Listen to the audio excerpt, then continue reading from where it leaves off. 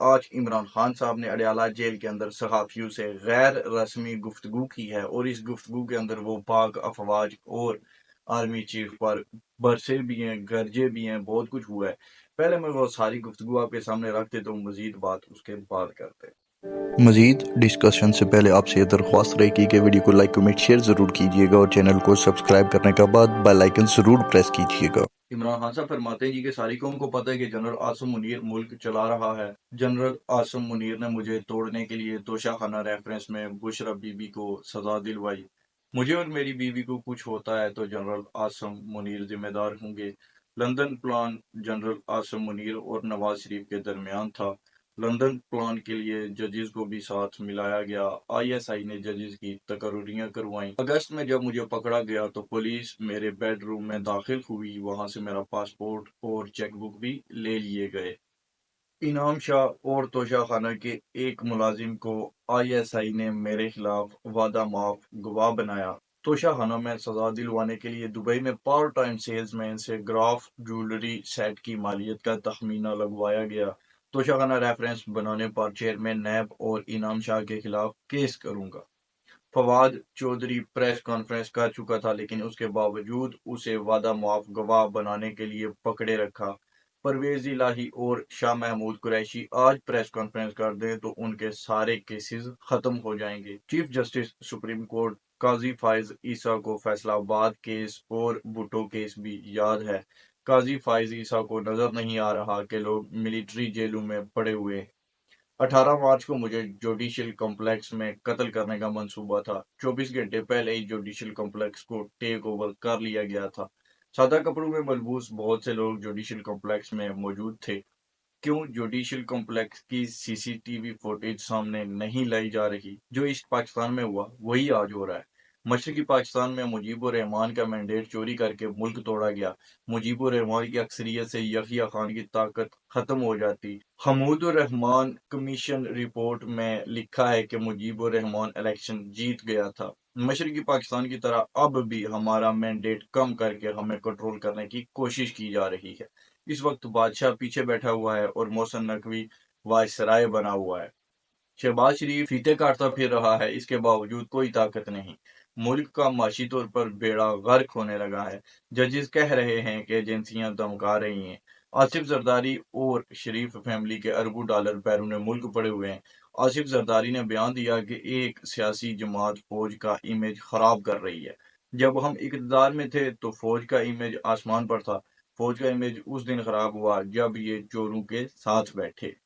یعنی کہ وہ یہی کہہ رہے ہیں جی کہ فوج جب تک ہمارے ساتھ ہے تو وہی بات ہے، فوج بہت زبردست ہے، فوج کی بہت عزت ہے، سب کچھ ہے، لیکن اگر وہ ہمارے ساتھ نہیں بیٹھتے اور ان کی حکومت بن جاتی ہے اور اس کے ساتھ بھی یہ وہ تعاون کرتے تو پھر ان سے برا کوئی بھی نہیں ہے اس دنیا میں۔ بیسیکلی یہی کہہ رہے ہیں خان صاحب۔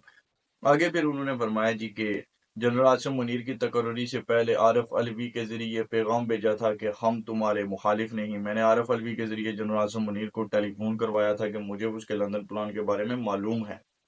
علی زیدی بھی رابطے میں تھا، اس کے ذریعے بھی پیغام دیا تھا کہ نیوٹرل رہیں اور ملک کو چلنے دیں۔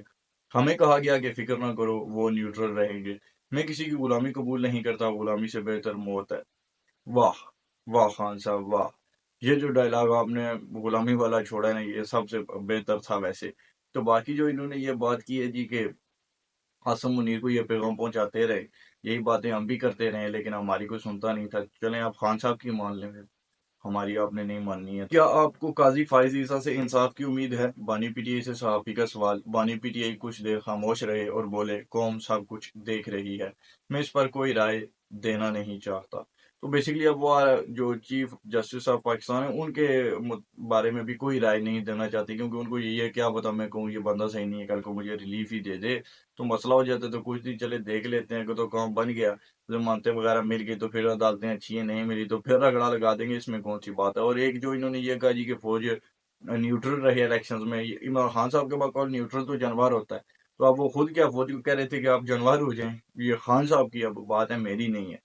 آج ملک بدل چکا ہے اور لوگوں میں شعور آ چکا ہے۔ ہمیں غدار بنایا گیا، 9 مئی میں پھنسایا گیا، لیکن قوم نے 8 فروری کو بتا دیا کہ وہ کہاں کھڑی ہے۔ कई जजेस Mohsin Naqvi, chief election commissioner और निगरान हुकूमत लंदन प्लान का हिस्सा थे। मैंने कभी फौज से लड़ाई नहीं की।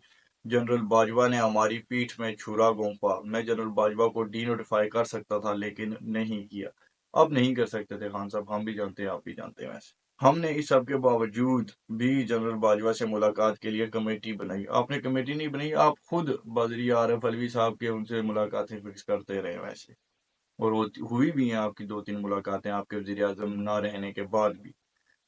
आगे कहते हैं जी कि सिर्फ सिपह सालार फौज नहीं, वो इलेक्शन लड़कर नहीं आया। जनरल यहिया ने भी अपनी ताकत के लिए मुल्क को तबाह किया था। जनरल यहिया मुजीब से बात कर लेता तो सरेंडर ना करना पड़ता। 1971 में मुल्क टूटा, आज मुल्क की मईशी कमर टूटने लगी है। इस वक्त जितनी तगड़ी जमात तहरीक इंसाफ है, उतनी तगड़ी जमात और कोई नहीं। आज दोबारा इलेक्शन करवा लें, दोबारा सबको पता चल जाएगा।